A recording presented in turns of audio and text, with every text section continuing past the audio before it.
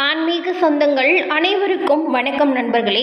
நாம் இன்னைக்கு இந்த பதிவில் புதன் பகவானை ராசி அதிபதியாக கொண்ட கன்னி ராசி நேயர்களுக்கு உங்களோட வாழ்க்கையில் ஏற்படும் கிரகநிலைகள் மூலம் அடுத்த 15 நாட்களில் நடக்கவிருக்கும் சாதகமான பலன்கள் என்ன, பாதகமான பலன்கள் என்ன, என்ன செஞ்சால் அந்த பாதகமான பலன்களிலிருந்து உங்களால் விடுபட்டு வர முடியும்.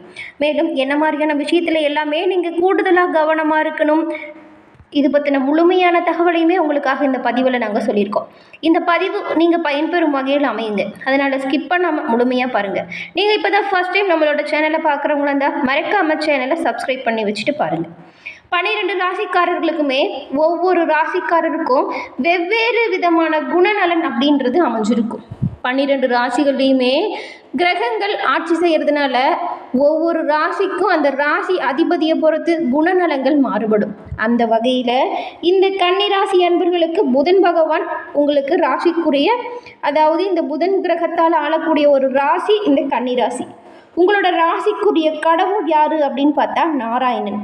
கன்னி ராசியில் உள்ள உத்திரம், அஸ்தம், சித்திரை இந்த 3 நட்சத்திரக்காரருமே புதன்கிழமையில நாராயணன் வழிபாடு மேற்கொண்டு வருவதன் மூலம் இந்த கன்னி ராசியில எந்த ஒரு நல்ல காரியத்தில் ஈடுபடுறதுக்கு முன்னாடியும் எந்த ஒரு சுப காரியத்தை செய்யறதுக்கு முன்னாடியும் ஓம் நமோ நாராயணா போற்றி அப்படிங்கிற மந்திரத்தை சொல்லிட்டு ஆரம்பிங்க. கட்டாயம் நீங்க நினைக்கிற விஷயங்கள் எல்லாமே உங்களுக்கு சாதகமா அமையும்.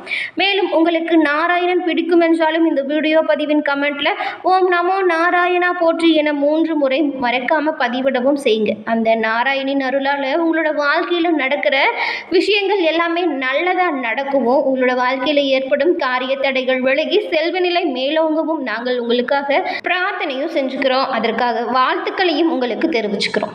இந்த கன்னி ராசி புதன் பகவானால ஆளக்கூடிய ஒரு ராசி அப்படிங்கிறது இது வரைக்கும் பார்த்தோம். இந்த கன்னி ராசிக்காரங்க மிகப்பெரிய அறிவாளிகளா இருப்பாங்க.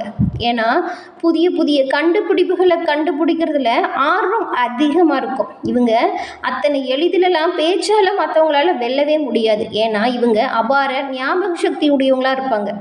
இப்போ இந்த கன்னிராசிக்காரங்க நீங்கள் இருக்கீங்கன்னு வச்சுக்கோங்களேன், நீங்கள் யாராவது உங்களை ஏதாவது சொல்லிட்டாங்கன்னா அவங்க சொன்ன சொல்லிலிருந்தே அவங்களுக்கு பதிலடி கொடுக்கவுமே அப்படியே தக்க சமயத்தில் கரெக்டான பதிலை கொடுக்கக்கூடியவங்களா இருப்பீங்க. உங்ககிட்ட ஒரு விஷயம் இருக்குங்க, நான் தான் கொஞ்சம் பெரியவன் அப்படிங்கிற எண்ணம் உங்ககிட்ட இருக்கும்.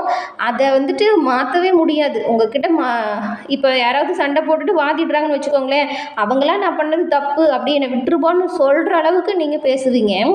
உங்ககிட்ட வாக்கு சாமர்த்தியம் அதிகமாக இருக்கும். அதனால் இவங்க திமிரு பிடிச்சவங்க அப்படிலாம் கிடையாதுங்க. கனிவான உள்ளம், கணக்கு புலிகளாக திகழ்வாங்க. வீண் வம்பு சண்டைக்கு போக மாட்டாங்க, வந்த சண்டையை சும்மா விட மாட்டாங்க. இந்த கன்னிராசியை சேர்ந்து இவங்களுக்கு மனோபலம் அப்படிங்கிறது அதிகமாக இருக்குங்க. எந்த ஒரு சூழ்நிலையாக இருந்தாலுமே நில குலைஞ்சிட்டான் போயிட மாட்டாங்க. அறிவாயுதம் ஏந்திய எந்த ஒரு விஷயத்திலையுமே வெற்றி பெறணும் அப்படிங்கிறதுல ரொம்பவும் கவனமாக இருப்பாங்க. இன்சல்ட் கொண்டு காணப்படுவாங்க. பெண்களின் பாதுகாப்பு மிகவும் முக்கியம் தரக்கூடிய நபர்களாக இவங்க நடந்துப்பாங்க. இந்த கன்னிராசியில் இருக்க பெண்கள் இயல்பிலேயே நட்புக்குரிய ஒரு உன்னதமான குணத்தை கொண்டவங்களாக இருப்பாங்க.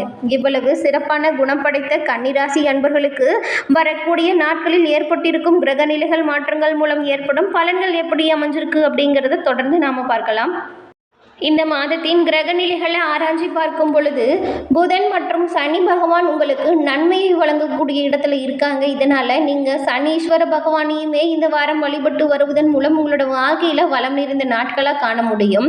கன்னி ராசியில் உள்ள உத்திரம் 2, 3, 4ஆம் பாதம் கொண்டவங்களுக்கு பூர்வ புண்ணிய ஸ்தானத்தில் சூரிய பகவானோட சஞ்சாரம் இருக்கிறதுனால மனம் வேதனைக்கெல்லாம் கவனமாக இருங்க. உடல் நிலையில் அவ்வப்போது சங்கடங்கள் வந்து மறையும். வெள்ளி சனியில் நீங்கள் புத்திசாலித்தனமாக செயல்பட்டு நினைத்த விஷயத்தை உங்களுக்கு சாதகமாக அமைத்து கொள்ள முடியும். கேது பகவானால் குடும்பத்தில் சின்ன சின்ன குழப்பங்கள் அவ்வப்போது வந்து மறையும்.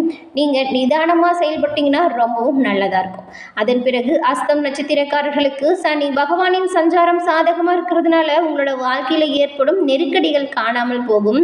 நேற்றைய பிரச்சனைக்கான முடிவு கிடைக்கும். உடல்நிலையில் இருந்த ஆரோக்கிய குறைபாடு குறைந்து உடல்நிலையில் நல்ல ஒரு முன்னேற்றம் உண்டாகும். வழக்கு விவகாரங்கள் சாதகமாக அமையும். செல்வ நிலை உயர்ந்து காணப்படும். வாரத்தின் முற்பகுதியில் ஒரு சிலருக்கு புதிய சொத்து சேரும். அதன் பிறகு சித்திரை நட்சத்திரக்காரர்களுக்கு உங்களோட விருப்பம் நிறைவேறும் வாரமாக இருக்கும். நீங்கள் எடுக்கக்கூடிய முயற்சிகள் முயற்சிகள் எல்லாமே வெற்றி அடைவீங்க. நீங்கள் பணவரவு தாராளமாக இருக்கும். வியாபாரத்தில் இருந்த தடைகள் காணாமல் போகும். செல்வாக்கு உயரும். புதிய நண்பர்களின் எதிர்பார்ப்பு பூர்த்தியை அடைய செய்யக்கூடிய ஒவ்வொரு முயற்சியிலுமே நீங்கள் ஈடுபடுவீங்க. அது மட்டும் இல்லாமல் இந்த கன்னிராசி அன்பர்களுக்கு என்ன மாதிரியான விஷயங்கள் சாதகமாக அமையும் அப்படிங்கிறத பார்க்கலாங்க. 11ஆம் இடத்துல செவ்வாய் இருப்பதும் 9ஆம் இடத்துல குரு பகவான் அமர்ந்திருக்கிறதும் உங்களோட ராசியை பார்க்கறதுனால ஒரு சிறப்பான அமைப்பு உருவாகும் அப்படின்னே சொல்லலாம். உங்களோட செயல்களில் சில திருப்பங்கள் ஏற்படும். புதிய அனுபவங்களை பெற போகிறீங்க. வெகு நாள் நீடித்து கொண்டிருந்த பிரச்சனைகள் எல்லாமே கூடிய விரைவில் தீர்வுக்கு வந்துடும். தொழிலில் சில தவிர்க்க முடியாத மாற்றங்கள் அவ்வப்போது வரும். வேலையில் இருக்கிறவங்களுக்குமே இடமாற்றம், துறை மாற்றம் கிடைப்பதற்கான வாய்ப்புகள் அமையும். பக்தி திருத்தல தரிசனம் செய்யும் வாய்ப்பு கிடைக்கும். குடும்ப முன்னேற்றம் திருப்தி தரும் வகையில் அமையும். வேலையில் கூடுதல் பொறுப்புகள் ஏற்கிற மாதிரியான சூழ்நிலை உண்டாகும். என்ன மாதிரியான விஷயத்தில் நீங்கள் கவனமாக இருக்கணும் அப்படின்னு பார்த்தா, அடுத்து என்ன செய்வது அப்படின்னு யோசிச்சுட்டு குழப்பமான முடிவிற்கு ஒரு சில விஷயங்கள் உங்களை தள்ளக்கூடும். அப்படிங்கிறதுனால நீங்கள் கவனமாகவும் எச்சரிக்கையாகவும் இந்த வாரம் செயல்படணும். ஜென்மத்தில் கேது, 7ல் ராகுவும் 6ல் சுக்கிரனும் இவங்க எல்லாமே இந்த குழப்பத்திற்கு காரணமான கிரகங்கள் அப்படின்னு கூட சொல்லலாம். 6ஆம் இடத்துல உள்ள சனி செவ்வாயின் பார்வையில் இருக்கிறதுனால, சுக்கிரனோடு இணைந்து இருக்கிறதுனாலையும் எந்த உதவியுமே உங்களுக்கு கொஞ்சம் கிடைக்கிறதுல தாமதமாகும். எந்த ஒரு விஷயமா இருந்தாலுமே முன்னெச்சரிக்கையோடு நடந்துக்கிறது நல்லது. முக்கியமாக பொறுமையை கடைபிடிங்க. நிதானத்தை கட்டாயம் நீங்கள் கடைபிடிக்கணும். மேலும் இந்த மாதிரியான பிரச்சனைகளை தவிர்க்க நீங்கள் பரிகாரமாக விநாயகரை வழிபடுறதும் நல்லதாக இருக்கும். ஞாயிற்றுக்கிழமையில ராகு காலத்தில் துர்க்கையம்மனை வழிபடுங்க. உங்களோட வாழ்க்கையில் ஏற்படும் சிரமங்கள் காணாமல் போகும். துர்க்கையின் அருளால் உங்களோட வாழ்க்கையில் வரும் மன கஷ்டங்கள் குறைவதற்கான வாய்ப்பையும் பெற முடியும். கன்னி ராசியில் உள்ள 3 நட்சத்திரக்காரர்களுக்குமே இந்த மாதம் அப்படிங்கிறது ஓரளவுக்கு ஏற்றத்தாழ்வு நிறைந்ததாக அமையுங்க. ஏன்னா கொஞ்சம் சுமாரான பலன்கள் தான் கிடைக்கும் இந்த மாதம். சனி பகவான் தனது சொந்த ராசியில் 6ஆம் வீட்டில் பயிற்சி செய்ய இருக்கிறார். இதன் மூலம் செவ்வாய் பகவான் 10ஆம் வீட்டில் அமர்ந்திருக்கிறார். இந்த 2 கிரகங்களின் சேர்க்கையால் நீங்கள் உங்களோட வேலையில் வலுவான நிலையை பெறுவீங்க. மாணவர்களை பற்றின எப்படின்னு சொல்லனா, அவங்களுக்கு கூடுதலாக ஒரு சில பொறுப்புகள் வரக்கூடும். படிப்பு விஷயத்தில் நீங்கள் கொஞ்சம் கவனமாக இருக்கணும். மாதத்தின் ஆரம்பம் உங்களுக்கு ரொம்பவே நல்லா இருக்கும். ஏன்னா புதனும் சூரியனும் உங்களோட 5ஆவது வீட்டில் அமர்ந்து புதாத்திய யோகத்தை உருவாக்கி தராங்க. இதனால் உங்களோட புத்திசாலித்தனம் அப்படிங்கிறது கூர்மைப்படுத்த ஒரு உதவியாக அமையக்கூடிய கிரக நிலைகள் இருக்குது. குடும்பத்தில் அசையும் அசையா சொத்துக்கள் வந்து சேரும். குடும்பத்தில் பெரியவங்களோட ஆதரவும் ஆசையும் இந்த கன்னிராசி அன்பர்களுக்கு இந்த மாதம் கிடைக்கும். அது மட்டும் இல்லாமல் குருவின் பார்வை உங்களின் முதல் வீடு, 3ஆம் வீடு மற்றும் 9ஆம் வீடுகளில் இருக்கிறதுனால குழந்தைகளுக்கு நன்மையும் பிள்ளைகளோட வாழ்க்கையில் நல்ல ஒரு முன்னேற்றமும் உண்டாகும். உங்களோட சகோதரிகளின் அவங்கக்கிட்ட ஏற்பட்டிருந்த பிரச்சனைகள் எல்லாமே ஒரு முடிவிற்கு வந்துடும். அவங்களுக்கும் ஒரு முன்னேற்ற பாதைகள் உருவாகும். செவ்வாய் பகவானின் பார்வை ஏற்கனவே கேது பகவான் இருக்கும் உங்களோட ராசியின் மீது இருக்குது. இந்த நேரத்தில் நீங்கள் உங்கள் கோபத்தின் மீது சிறப்பு கட்டுப்பாட்டோடு இருக்கிறது ரொம்பவும் நல்லது. ஏன்னா நீங்கள் அந்த மாதிரி கோபத்தை கட்டுப்படுத்தலை அப்படிங்கிற பட்சத்தில் உங்களோட சொந்த கைகளால் உங்களோட உறவுகளின் பதற்றத்தை உருவாக்கக்கூடிய சூழ்நிலை வருங்கிறதுனால கோபத்தை போதுமான அளவுக்கு கட்டுப்பாட்டுக்குள்ளே வச்சுக்கிறது நல்லது. புதன் மற்றும் சூரியனோட புதாத்திய யோகம் உங்களோட காதலுக்கு நல்ல ஒரு சிந்தனை மற்றும் உங்களோட காதலில் நல்ல ஒரு புரிந்து கொள்ளும் ஆற்றலை இந்த மாதம் கொடுக்க போகுது. இந்த நேரத்தில் நீங்கள் எடுக்கக்கூடிய முடிவுகள் நல்லாயிருக்கும்.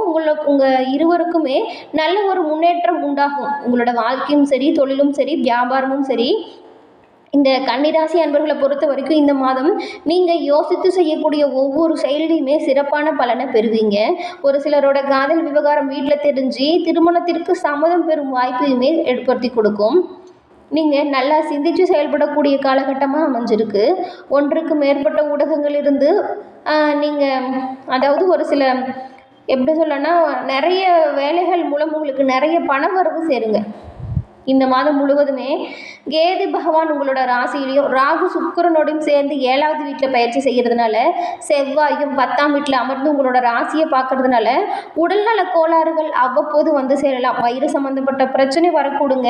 இதற்கு நீங்கள் உணவு பழக்க வழக்கத்தை எல்லாமே ஒரு கட்டுப்பாட்டுக்குள்ளே வச்சுக்கிறது நல்லது.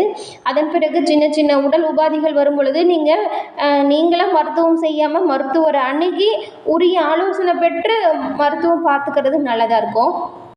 என்ன நண்பர்களே, இந்த பதிவு நீங்கள் பயன்பெறும் வகையில் அமைஞ்சிருக்கும்னு நினைக்கிறோம். இந்த பதிவு பிடிச்சிருந்தா லைக் பண்ணுங்கள், ஷேர் பண்ணுங்கள், கமெண்ட் பண்ணுங்கள். நீங்கள் இப்போ தான் ஃபஸ்ட் டைம் நம்மளோட சேனலை பார்க்குறவங்களா இருந்தால் மறக்காமல் சப்ஸ்கிரைப் பண்ணி வச்சு கூட வர பெல் ஐக்கானை கிளிக் பண்ணி வச்சுக்கோங்க. அப்போ தான் நாங்கள் போடுற பதிவுகள் உடனுக்குடன் நோட்டிஃபிகேஷன் மூலம் உங்களை வந்தடையும் அப்படிங்கிறத தெரிவிச்சுக்கிறோம். தொடர்ந்து பார்த்தமைக்கு நன்றி நண்பர்களே. நன்றி, வணக்கம்.